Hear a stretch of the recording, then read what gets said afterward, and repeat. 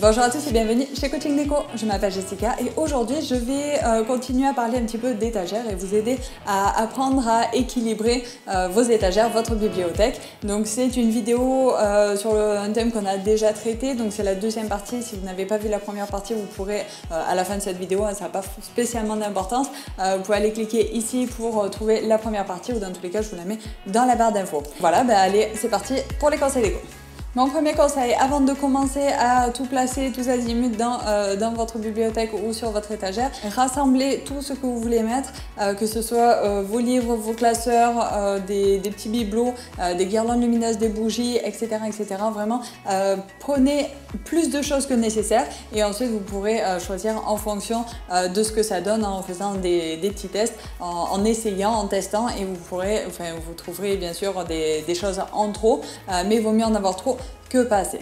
Le deuxième conseil, laissez respirer, utilisez les zones un petit peu de blanc entre guillemets pour laisser respirer votre bibliothèque. Donc n'hésitez pas au fur et à mesure que vous agencez tout ça, n'hésitez pas à prendre du recul, à aller de l'autre côté de la pièce, à sortir, même revenir pour voilà, vous savez quand on a un petit peu la tête dans le guidon, on voit pas les trucs les plus flagrants. Bref, j'arrive plus à parler. N'hésitez pas du coup à sortir, à aller boire un coup et à revenir pour voir un petit peu les défauts à corriger et prendre un petit peu du recul. Donc pour ça, ayez un regard assez objectif et analysez un petit peu les zones de blanc, les zones où c'est trop chargé. Si vous avez des couleurs claires, comme j'avais dit dans la première partie, qui sont en haut et des couleurs foncées en bas, voyez si ça n'accentue pas les points négatifs comme un manque de lumière dans les coins par exemple. Donc veillez à agencer tout ça pour que ce soit assez harmonieux à l'œil.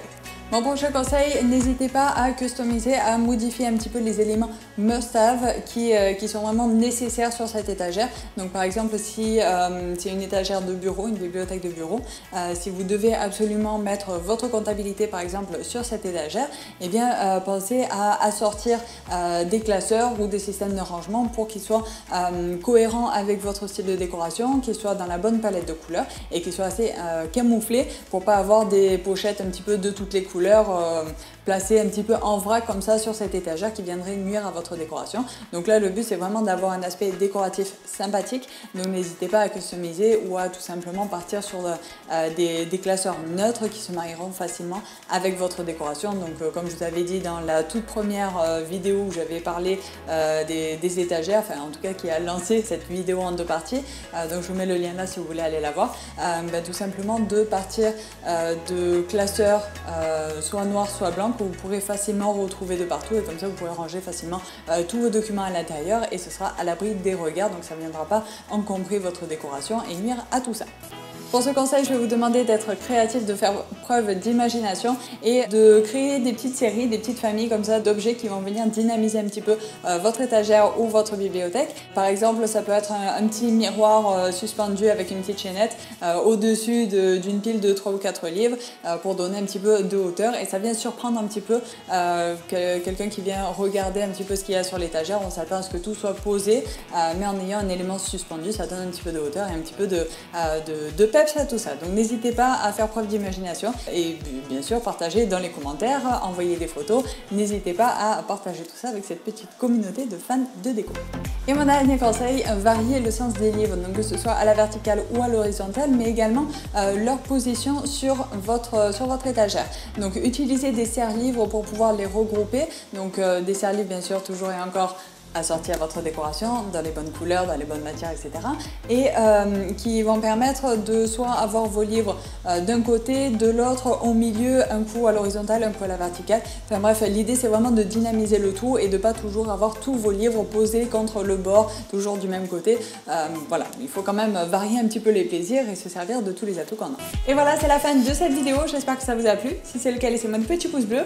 En tout cas, merci Sarah pour ton énergie et ton soutien. Ça a été un plaisir de faire cette vidéo. Donc si vous aussi vous avez des envies particulières de vidéos ou des questions, surtout n'hésitez pas à me laisser un petit commentaire ou un message sur le site et je vous réponds, c'est promis. D'ailleurs vous pouvez aller voir le site, donc c'est www.coachingdeco.org. Il y a plein de vidéos, d'astuces, de conseils en déco, des articles, enfin bref, je vous laisse aller voir tout ça là-bas. Voilà, pensez à vous abonner et à déclencher la petite sonnette si ce n'est pas déjà fait. J'arrive plus à parler moi ce soir.